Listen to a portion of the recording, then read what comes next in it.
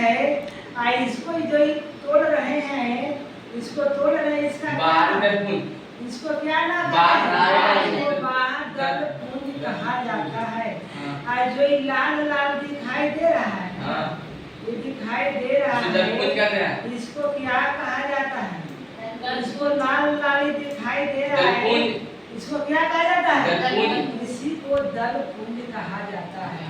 देखो यहाँ पे फिगर में इसी को दल पुंज है बाहर में, इसको सेफ्टी रखने के लिए किसको क्या रहता है? और उसको अंदर क्या रहता है? दल पुंज।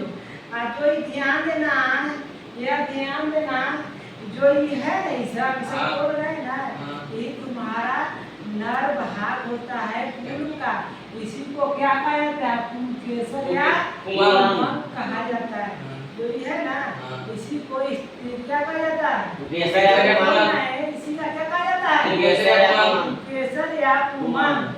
इसी तुम्हारा है जो सबसे ऊपर भाग है ना, यही तुम्हारा स्त्री या ज्ञान कहा जाता है।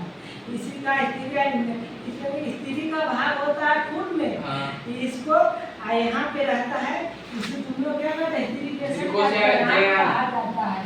तो ध्यान देना। अब एजा पे रहता है, यहाँ पे एक इसमें क्या रहता है? यहाँ पे अंडाणु रहता है, यहाँ पे जाता है और इसी निषेचन का क्रिया कोई मक्खी द्वारा चाहे कोई कीड़ी मधुमक्खी द्वारा यहाँ पर बैठता और यहाँ पे जाता है, बैठ जाता है, तो हवा चलता है ना, इस पर चल जाता है, यहाँ से उसमें से पराग इस पर चल जाता है, निषेचन क्रिया फूल में हो जाता है। आप देखो यहाँ जो ही है इस पर लाइन, इसी को तुम्हारा क्या एकरा में क्या बताया था? पाया जाता है, यही में है। यहीं से ध्यान देना कि यहाँ पे जो ये ही भाग है तो बाहर दल पुंज जाता है, इसको बीज कहा जाता है। ध्यान में यहाँ, अब यहाँ से देखना कि एक अंडाणु और एक परागकण मिलता है तो क्या बनाता है? भ्रूण बनाता है। जब ना एक अंडाणु और एक परागकण मिलता है तो क्या बनाता है? भ्रूण बनाता है। और दो अंडाणु और एक परागकण मिलता है तो कोष बनाता है। क्या बनाता है? कोष बनाता है। अब फूल का रंग किस पर निर्भर करता है? दल पर।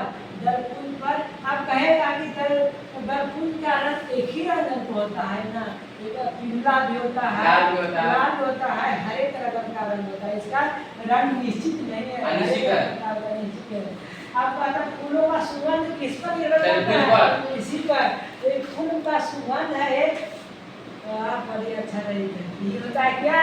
फूल का सुगंध होता है किस पर? कहते हैं दल पुंज पर। और दल पुंज पर यहाँ पे ध्यान रखो।